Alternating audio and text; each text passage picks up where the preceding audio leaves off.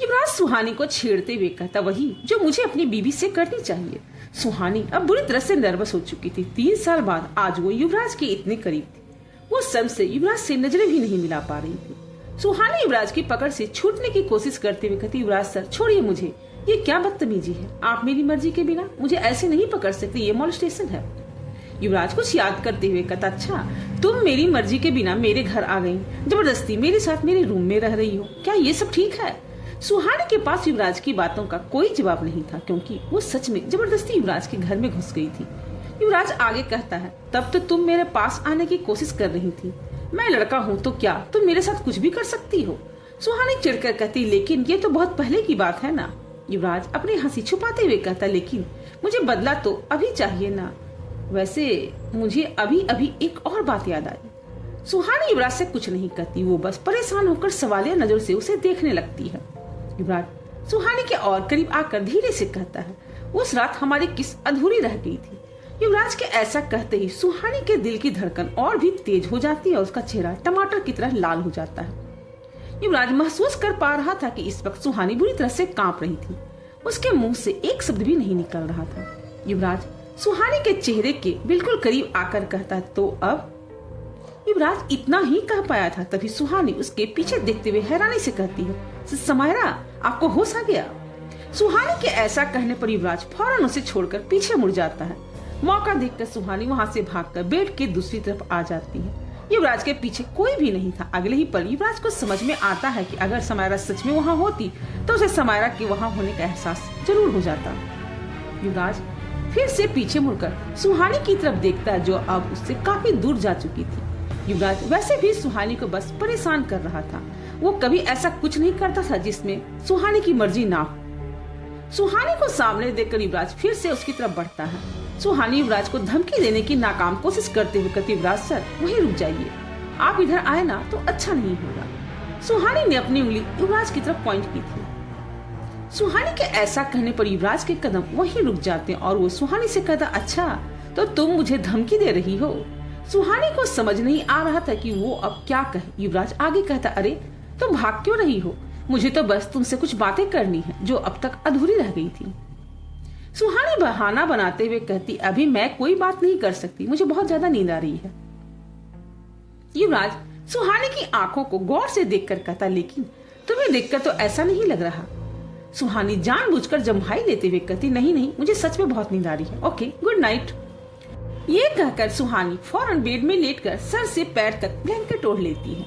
Blanket के अंदर सुहानी धीरे से खुद से कहती है, युवराज सर इतने छिछोरे कैसे हो गए? सच में 3 सालों में कितना कुछ बदल जाता है। सुहानी ने ये बात बहुत धीरे से कही थी, लेकिन जाहिर है युवराज इसे भी सुन लेता है। युवराज अब खुद को हंसने से रोक नहीं पाता। वो भी अपने बेड पर आ जाता है और अपना हाथ सुहानी की तरफ बढ़ाकर उसके सर से ब्लैंकेट हटा देता है। युवराज के ऐसा करते ही सुहानी बहुत ज्यादा डर जाती है और वो फौरन उछलकर बेड से बाहर आ जाती है। वो डर और गुस्से के साथ युवराज की तरफ उंगली पॉइंट करते हुए कहती, युवराज सर आप ऐसा नहीं कर सकते। आपको शायद पता नहीं है, पिछले 3 सालों में मैंने मार्शल आर्ट के कई सारे फॉर्म सीख लिए। आप शायद भूल गए होंगे मैंने आपके बॉडीगार्ड नताशा को कैसे फ्लैट किया था। युवराज सीरियस एक्सप्रेशन के साथ कहता है, मैं तो सिर्फ ये कह रहा था कि तुम अपने स्लीपर्स निकाल लो, तुम्हें क्या लगा? युवराज की बात सुनकर सुहानी की नजर अपने पैरों पर जाती है और उसे अपनी गलती का एहसास होता है। हड़बड़ी में वो स्लीपर्स पहने हुए ही सो गई थी। सुहानी शर्मिंदगी के साथ युवराज की तरफ देखते हुए कहती है।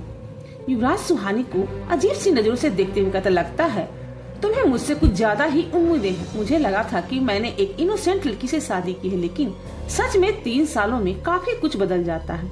ये कहकर युवराज दूसरी तरफ चेहरा करके सो जाता है और सुहानी वहीं खड़ी उसे देखते रह जाती है। कुछ देर उसी तरह खड़े रहने के बाद सुहानी अपना सर झटक कर उस थॉट को खुद से अलग करती है और वो भी बेड पर जाकर सो जाती है। जैसे ही सुहानी बेड पर लेटती, युवराज एक पिलो उन दोनों के बीच में रखकर कहता है, ये बॉर्डर लाइन है, इसे क्रॉस मत करना। वैसे भी मुझे तुम्हारे इरादे कुछ ठीक नहीं लग रहे हैं। कहीं अकेले में हैंडसम लड़का पाकर तुमने फायदा उठाने की कोशिश की तो मैं किसी को तो मुंह दिखाने के लायक भी नहीं रहूंगा। सुहानी रोनी शक्ल बनाकर हैरानी से युवराज को ही देख रही थी। युवराज फिर से दूसरी तरफ अपना चेहरा किए हुए कहता है, क्या जमाना आ गया है, सिर्फ लड़के तो अब अपने घर में भी सेफ नहीं है। जैसे ही युवराज अपना चेहरा दूसरी तरफ करता है, उसके चेहरे पर वो स्माइल आ ही जाती है जिसे उसने कब से छुपा कर रखा था।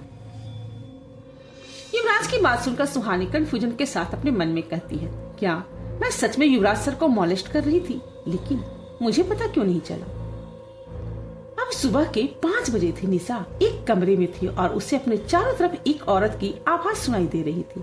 निशा हैरानी से उस कमरे के चारों तरफ देख रही थी। उसे हर तरफ से उसी औरत की आवाज सुनाई दे रही थी। सारी आवाजें एक साथ आ रही थी, इसलिए निशा को कुछ भी समझ में नहीं आ रहा था। निशा अपने दोनों हाथों से अपने कान कसकर बंद कर लेती, लेकिन इससे भी उन आवाजों पर कोई फर्क नहीं पड़ रहा था। निशा अब काफी परेशान हो चुकी थी।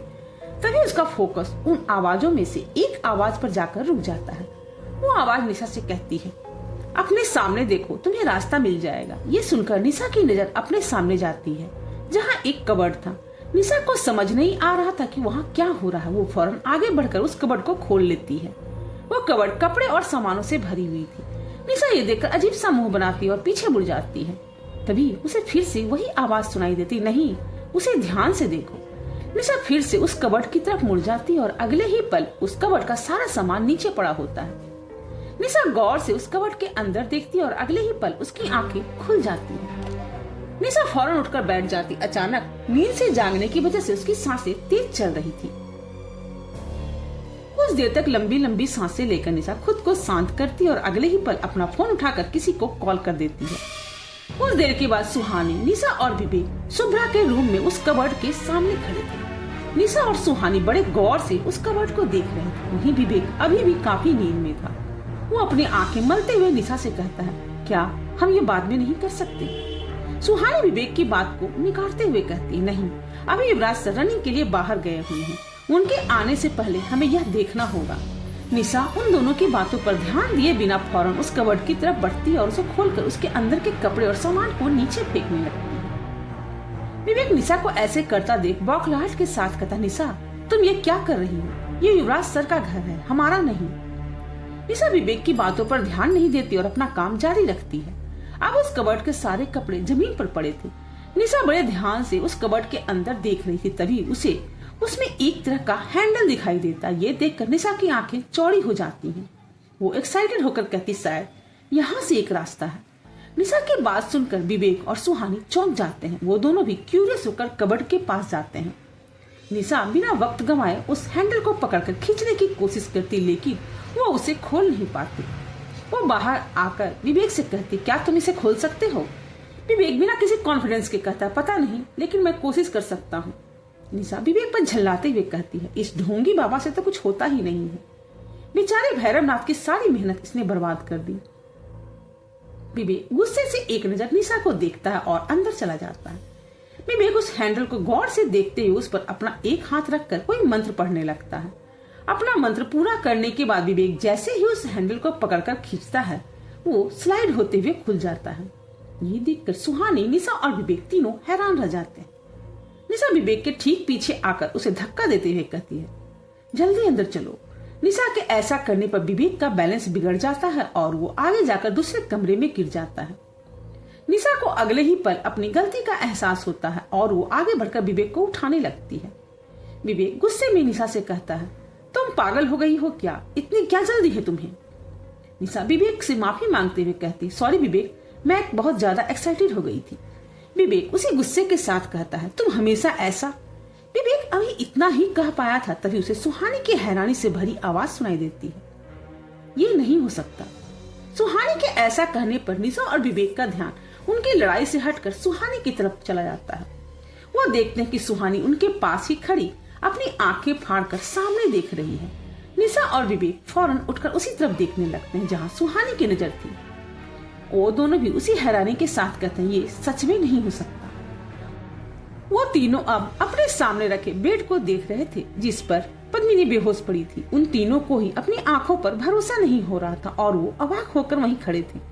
कुछ देर के बाद सुहानी खुद को संभालते हुए कहती है, पद्मिनी युवराज सर के पास थी। सुहानी की बात पूरी होते ही निशा कहती, लेकिन ये इस हालत में क्यों है?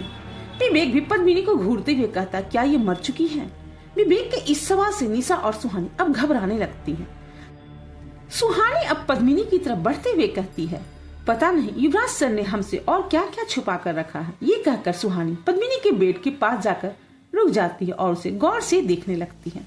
निशा भी हिम्मत करके उस बेड की तरफ बढ़ रही थी, लेकिन तभी विवेक उसका हाथ पकड़कर उसे रोक लेता है और सुहानी से कहता है, सुहानी ये पद्मिनी है, हम सबसे ज्यादा पावरफुल, इससे दूर रहो। सुहानी विवेक की बात को इग्नोर करते हुए उस बेड पर बैठकर पद्मिनी के चेहरे को हैरानी के साथ देखते हुए कहती, ये अभी भी जिंदा है। ये कहकर सुहानी पद्मिनी का हाथ अपने हाथों में ले लेती है। विवेक सुहानी को फिर से वार्निंग देते हुए कहता, सुहानी प्लीज उससे दूर हो जाओ, युवराज सर ने इसे हमसे छुपा कर रखा था, इसकी जरूर कोई वजह रही होगी। विवेक इतना ही कह पाया था, तभी उस कमरे में कहीं से सफेद धुआं आने लगता है।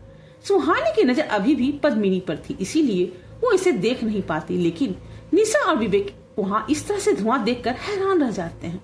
अब विवेक को कुछ कुछ एहसास होने लगा था।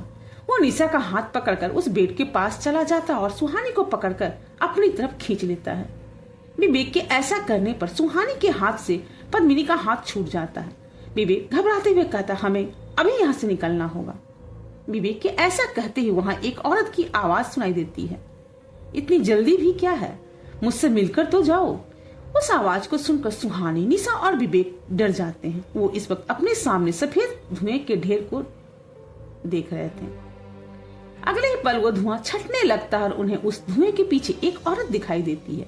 वहां माया खड़ी थी।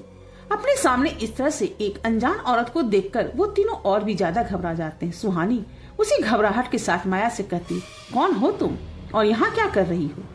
माया अपनी उसी स्माइल के साथ पद्मिनी को देखते हुए कहती है, मैं कब से इसे ढूंढ रही थी और ये मुझे आज मिली है। ये कहकर माया पद्मिनी की तरफ बढ़ने लगती है। सुहानी, निशा और विवेक पद्मिनी और माया के बीच खड़े थे। सुहानी हिम्मत करके कहती है, हमारे होते हुए तुम पद्मिनी को हाथ भी नहीं लगा सकती। माया आगे बढ़ते हुए कहते, लेकिन अगले कुछ पलों में तुम लोग होंगे ही नहीं, तुम में तो वो काबिलियत भी नहीं कि तुम मुझे रोक सको। और मैं? कमरे के दूसरे हिस्से से वो आवाज आती है। उस आवाज को सुनकर माया के चेहरे की वो स्माइल गायब हो जाती और उसके कदम वहीं रुक जाते हैं। वो आवाज युवराज की थी, जो उनसे कुछ ही दूरी पर खड़ा था। निशा, सुहानी और विवेक अब तक बुरी तरह से डरे हुए थे, लेकिन युवराज को देखकर वो एक चैन की सांस लेते। हालांकि युवराज उन तीनों को नाराजगी के साथ देख रहा था। माया युवराज को गुस्से और हैरानी के साथ घूर रही थी और फिर से अपना एक कदम पद्मिनी की तरफ बढ़ाती, लेकिन तभी युवराज बिजली की स्पीड से उन तीनों के सामने आकर खड़ा हो जाता है। अब युवराज अपनी लाल आंखों से माया को गुस्से से घूर रहा था। अगले ही पल माया के चेहरे पर फिर से एक डेविल स्माइल आ जाती और वो युवराज से कहती है, तुम मेरा कुछ नहीं बिगाड़ सकते, लेकिन मैं इन सबको आसानी से मार सकती हूँ। ये कहते ही माया की आंखें भी चमकने लगती हैं। इसके बाद माया जैसे ही उन तीनों की तरफ देखती है, उसकी स्माइल फिर से गायब हो जाती है। माया पद्मिनी को देखकर बौखलाहट के साथ कहती है, तुमने क्या किया इसके साथ? माया के ऐसा कहते ही सभी की नजर बेड पर जाती है और वो सभी अपने सामने का नजारा देखकर हैरान रह जाते हैं। पद्मिनी की बॉडी किसी इमेज की तरह ब्लर होती जा रही थी।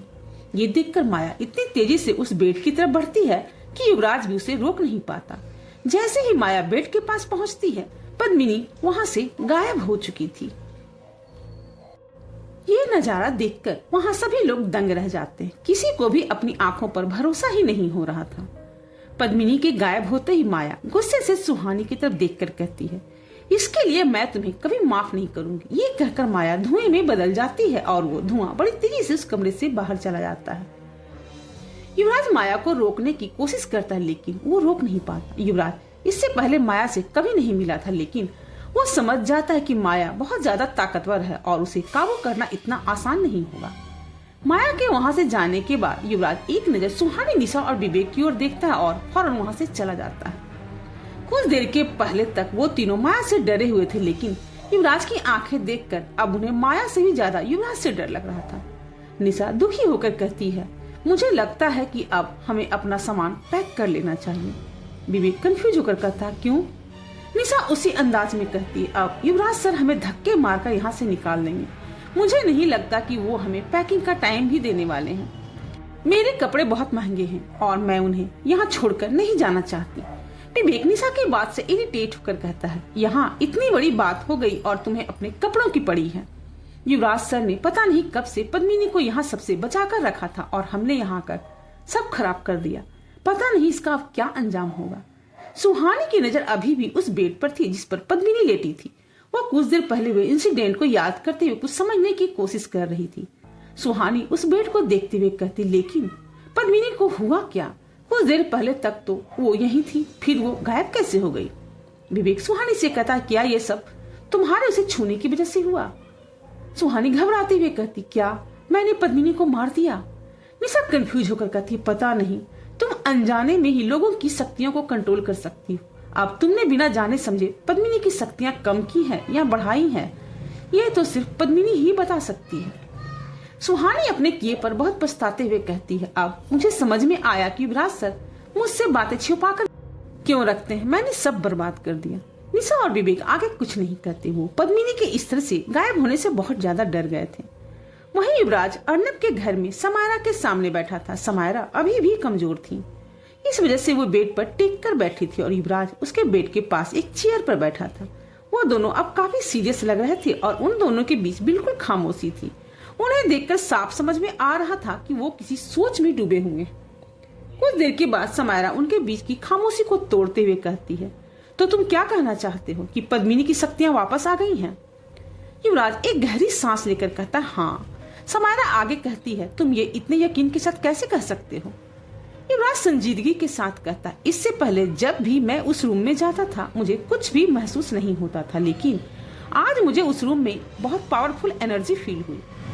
समायरा कहते, ये भी तो हो सकता है कि वो एनर्जी उस औरत की हो जो पद्मिनी को लेने आई थी।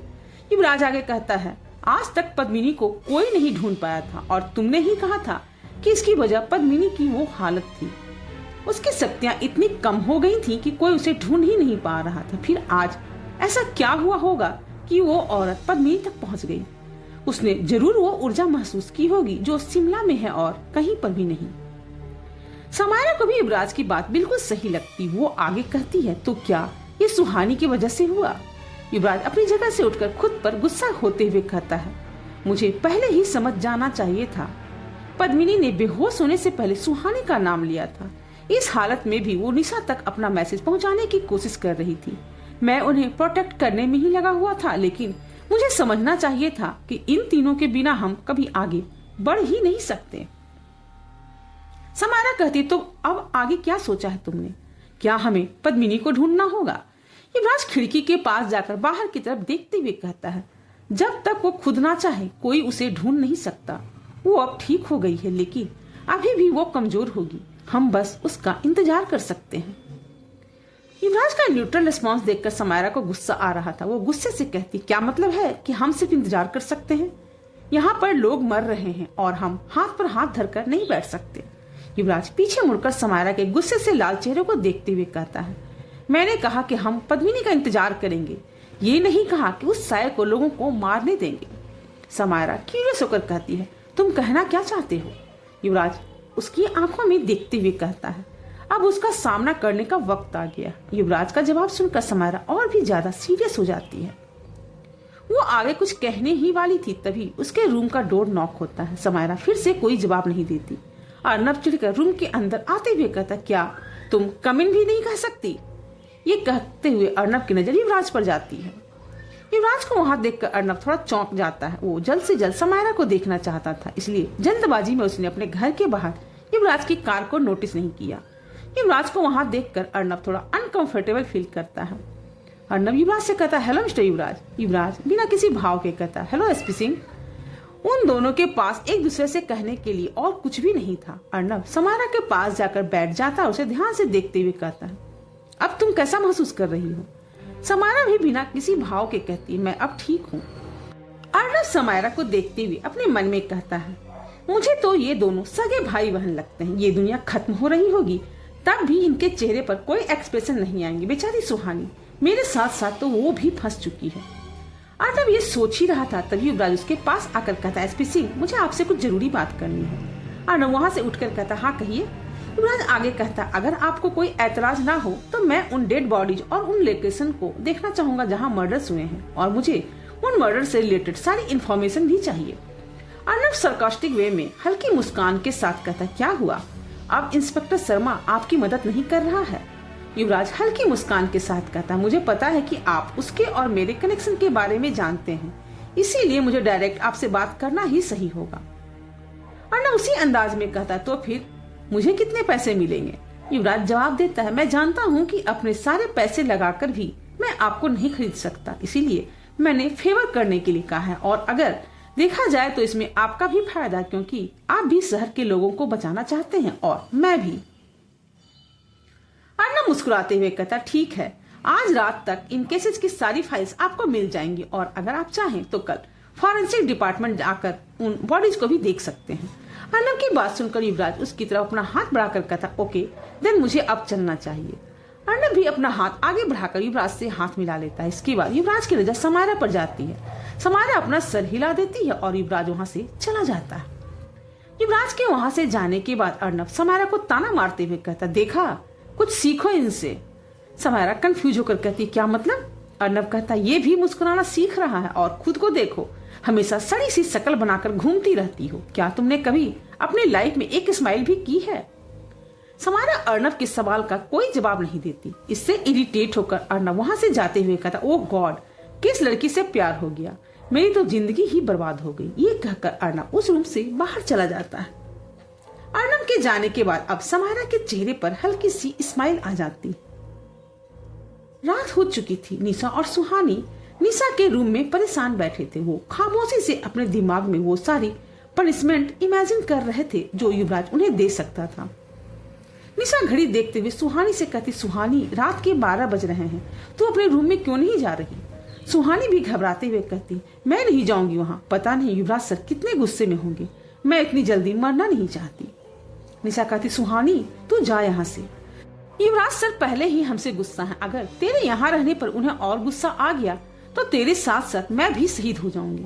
सुहानी निशा पे गुस्सा होते हुए कहती है, मैंने कहा ना मैं नहीं जाऊंगी। जैसे ही सुहानी अपनी बात पूरी करती है, उन्हें डोर नॉक करने की आवाज सुनाई देती है। उस आवाज को सुनकर निशा और सुहानी और भी ज्यादा घबरा जाती हैं। निशा दरवाजे को देखते हुए कहती, लगता है युवराज सर आ गए। सुहानी तू प्लीज जा, मैं तेरी वजह से मरना नहीं चाहती। सुहानी चिढ़कर निशा से कहती, कैसी दोस्त है तू, मेरे लिए उस साय का सामना कर सकती है लेकिन युवराज सर से डर रही है। निशा लगभग रोते हुए कहती है, युवराज सर ज्यादा डेंजरस है। बाहर खड़ा युवराज उन दोनों की सारी बातें सुन रहा था। ये सब सुनकर उसके चेहरे पर एक स्माइल आ जाती है। युवराज उनसे बिल्कुल भी नाराज नहीं था। बेशक उन्होंने युवराज की बात नहीं मानी थी, लेकिन इस वजह से पद्मिनी अब ठीक हो गई थी। जब कोई भी दरवाजा नहीं खोलता तो युवराज उस रूम का दरवाजा खोलकर अंदर आ जाता है। अपने सामने युवराज को देखकर निशा और सुहानी और भी ज्यादा घबरा जाती हैं। युवराज कोल्ड एक्सप्रेशन के साथ सुहानी को देखते हुए कहता, तुम यहाँ क्या कर रही हो? सुहानी डर से हकलाते हुए कहती है, वो मैं आज निशा के साथ यही सोने वाली हूँ। युवराज अपनी आंखें छोटी करके कहता, क्यों? सुहानी निशा को अपने दोनों हाथ से साइड हक करके फेक हंसी के साथ कहती, वो क्या है ना, जब मैं अपने घर में रहती थी तो निशा के साथ ही सोती थी। पिछले कुछ रातों से मैं इसे बहुत मिस कर रही हूँ, इसीलिए आज रात मैं यही सोऊंगी। सुहानी की पूरी बात सुनकर युवराज की नजर निशा पर जाती है। युवराज की नजर अपनी तरफ पाकर निशा एक झटके में सुहानी से अलग हो जाती है और घबराते हुए कहते, नहीं युवराज सर, ऐसा कुछ नहीं है, मुझे इसके साथ नहीं सोना है। हाँ, हम इतने अच्छे दोस्त भी नहीं हैं। निशा के इस तरह धोखा देने पर सुहानी उसे घूर कर देखने लगती है। निशा सुहानी की तरफ देखकर कहती है, तू मुझे ऐसे क्यों घूर रही? सुना नहीं युवराज सर ने क्या कहा? जा अपने रूम में जाकर सो जा। सुहानी गुस्से में अपने दांत पीसते हुए कहती, युवराज सर ने ऐसा कुछ नहीं कहा। निशा अब दयनीय नजरों से सुहानी को ही देख रही थी। तभी युवराज कहता है, तो मैं अब कह रहा हूँ, रूम में चलो। सुहानी युवराज से कुछ कहने की हिम्मत नहीं कर पाती। वो मायूसी और घबराहट के साथ धीरे धीरे युवराज की तरफ बढ़ने लगती है। युवराज सख्त आवाज में कहता है, फास्ट। युवराज के कहने पर सुहानी भागते हुए उस रूम से बाहर चली जाती है। युवराज भी वहां से निकलकर दरवाजा बंद कर लेता है। उन दोनों के वहां से जाने के बाद निशा एक चैन की सांस लेकर कहती, सॉरी सुहानी, भगवान तेरी रक्षा करे। इधर सुहानी तेजी से भागते हुए अपने रूम के अंदर आ जाती। युवराज भी उसके ठीक पीछे अंदर आता है। सुहानी आज किसी भी तरह युवराज के सामने नहीं आना चाहती थी, इसलिए रूम में आते ही वो वॉशरूम की तरफ भागने लगती है, लेकिन तभी युवराज उसका हाथ पकड़ लेता है। सुहानी पहले इस गिल्ट की वजह से परेशान थी कि उसने पता नहीं पद्मिनी के साथ क्या कर दिया है। उसके ऊपर से वो युवराज का गुस्सा फेस नहीं कर सकती थी। सुहानी बिना देरी के युवराज की तरफ मुड़ती है और अपने घुटने पर आकर अपना कान पकड़कर युवराज से कहती, Yuvraj sir I am so sorry, I know आपने हमें उस रूम में जाने से मना किया था, लेकिन हम नहीं माने और पता नहीं मेरी वजह से पद्मिनी को क्या हो गया। मैं सच में ऐसा कुछ नहीं करना चाहती थी, ये सब अपने आप ही हो गया। ये सारी बातें सुहानी एक सांस में कह देती है। युवराज सुहानी को इस तरह घुटने में देखकर चौंक जाता है और फिर सुहानी के दोनों कंधों को पकड़कर उठाता है।